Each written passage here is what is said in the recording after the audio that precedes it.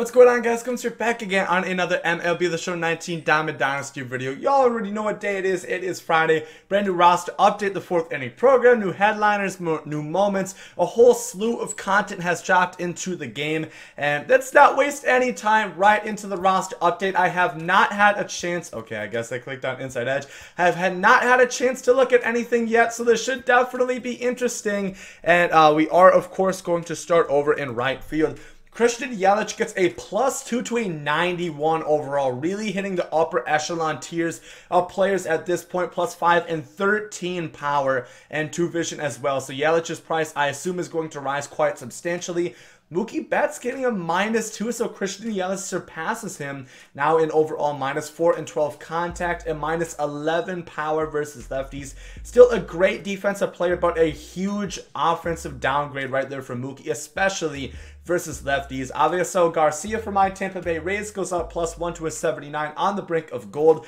CALHOUN gets up to a 75, now a new silver. Reyes gets some more power. He's been killing it this year for the Padres. Over in center field, we are seeing Lorenzo Cain losing 8 and 10 contact and 3 power versus righty. So a pretty big downgrade for Lorenzo Cain right there. Ketel Marte +2 gets some more power, been hitting for surprisingly a lot of power this year. So I think he for sure deserves that, now up to a 78 overall. And I was lying a bit. I did see this one. Ronald Acuna Jr. finally does get the jump over to Diamond. They didn't necessarily upgrade him offensively. If anything, they kind of downgraded him, +5 power versus lefties, but they did give him a defensive upgrade, which is much deserved in my opinion. And now I think he is going to be absolutely usable. The problem was he had 62 fielding, no arm whatsoever. Now that has changed. I think a lot of people are going to be running Acuna because he's always up on Inside Edge, and now he's going to have very good stats. So I'm happy to see Acuna goes up to Diamond, about damn time. David Dahl gets +8 and 15 contact up to a 79 overall on the brink to gold. Of course, a lot of Rockies hitting pretty well right now. MANCINI gets +4 contact both ways. Does not move up in overall. Clint Frazier, they did move his defense down. I was waiting to see that. Trevor Story gets a +1, so he did not go Diamond. I was waiting to see that.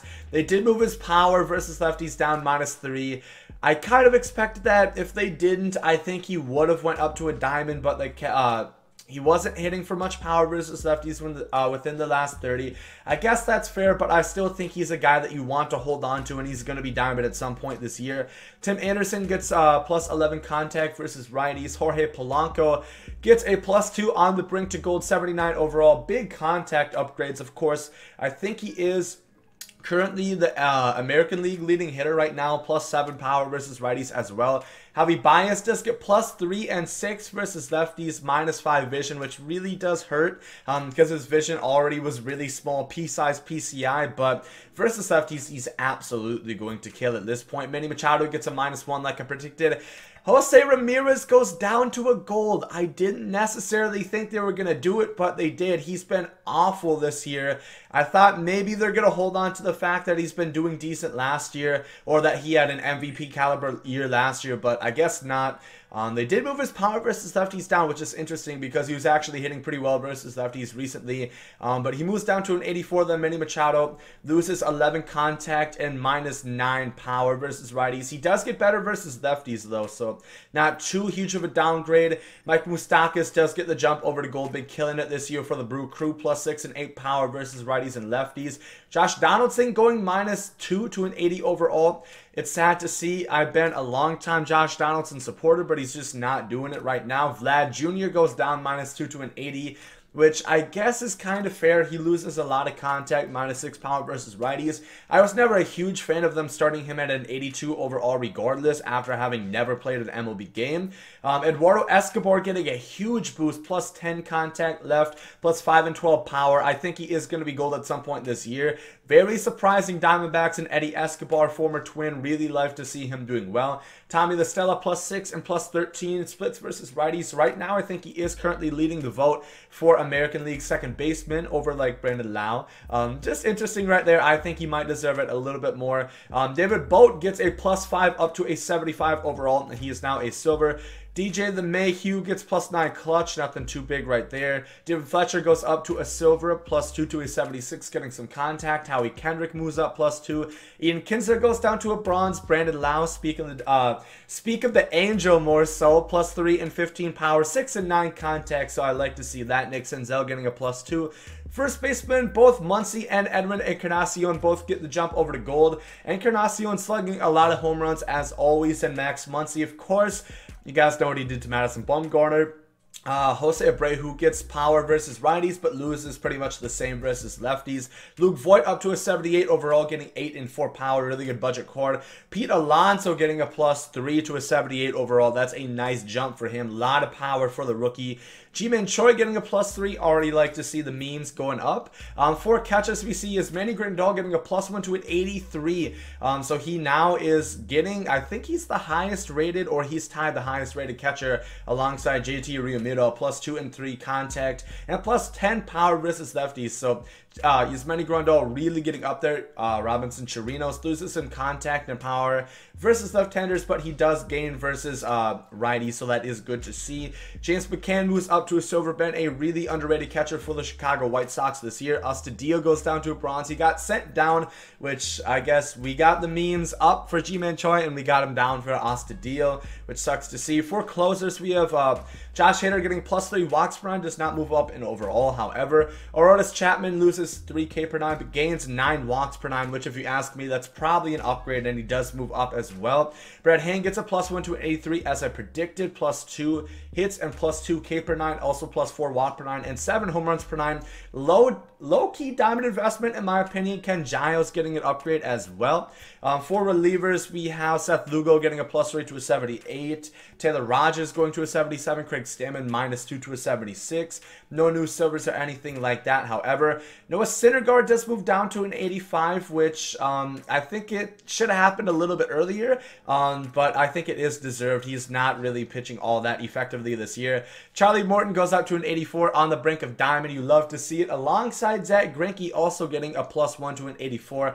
So those two guys, I say, especially Charlie Morton, I think is closer to Zach Greinke because he's not really striking out guys right now, but Charlie Morton is having a hell of a year. Love to see it. Walker Buehler getting a +1 to an 83. David Price goes up as well. So all the former Rays, because Oda Rizzi also goes gold. A lot of former Rays are going up. Kyle Hendricks as well gets the gold tier rating. A lot of good pitching upgrades right here.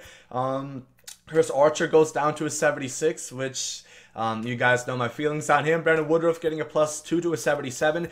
Interesting to see Hyun-Jin Ryu upgrade. I know he got a 90 overall, but I would still expect that he would have got boosted. But pretty big roster update right there, not going to lie. A lot of huge stuff that ended up happening. And that's not even the majority of the content. We still got, of course, the headliner packs, which I will have a pack opening out probably within a couple hours from this video. Dennis Eckersley, of course, is one of the headliners. Throws a slider, a sinker, a four-seamer, and a curveball. 106 hit 9, 113 K9, a 107 walk 9, which is insane control. 95 control, 92 break. This card is going to be really, really nice. One of the best relievers in the game. Alongside the new Billy Wagner, Lou Brock is out as well at Speedster. Not liking it. You can pretty much run Lou Brock, Ricky Henderson, and I guess Kenny Lofton. That would be like the fastest team that you could assemble out in the outfield. Not really looking forward to that personally, but it's cool to see him nonetheless. The fourth inning program, of course, dropped. One thing I do want to point out, if you guys did not notice it, is once you get to 600 stars, you actually get a April Player of the Month pack where you get to pick any card that you want. So specifically this Kirby Yates, that was rare as Almighty Hell, rarer than Bigfoot. You guys can now pick him up, and it's going to be a race to get him because he's rarely ever on the market, and when he is, he's going for over 350,000 stubs, so that is going to be really interesting. But of course, we got a whole slew of new players. We got 3 brand new signature boss cards. We got Cal Ripken Jr., Billy Wagner, and Andrew McCutcheon. Of course, I've already showed their stats if you guys want to see them up in the top right hand corner. I did my video on them last night. We do have a USA bat skin, which is pretty cool to see. Set 12 headliner for 500 stars, so that's nice. A good pack that you guys are going to get right there. For 200 program stars, 2 brand new signature players, a new legend in Aubrey Huff. Reyes getting a lot of content today. You gotta love it. Greg Holland getting a 91, and then a signature Whitey Ford as well. And then finally, for 100 program stars, 3 brand new diamonds. 2 of them never been in the game before, at least upon my recollection. Eric Hosmer 86, Corey Neville 85, and Hunter Pence 85 as well. Even more content, however, we also have new moments coming into the game. We have a brand new storyline, Ken Griffey Jr., where you guys can unlock an 89 Cincinnati Reds Ken Griffey Jr. card.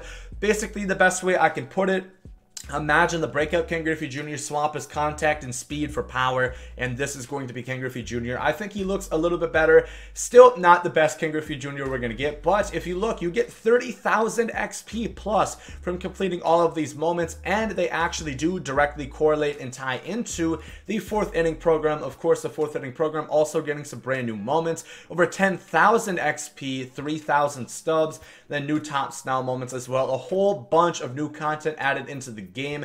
Really excited. Let me know down below in the comment section what you guys are most excited for. I know a lot of people are happy that they're finally going to be able to cash in on their Ronald Acuna Juniors. Who are you guys going to pick in the 4th inning program? Let me know down below in the comment section. Tomorrow I should have a video talking about the best way to complete this, the absolute fastest and the quickest and most efficiently, as well as who I think that you guys should pick out of these 3 4th inning program bosses and everything in between. Like I said, pack opening for the brand new headliner should be up in a couple hours. I will be grinding the 4th inning program live on twitch.tv/GomesDaLegend later, 9 p.m. Central Standard Time. So if you guys want to check that out, greatly would be appreciated. If you guys did enjoy this video, make sure you like down below. Hope you guys have a great day. And there you guys, I'm out.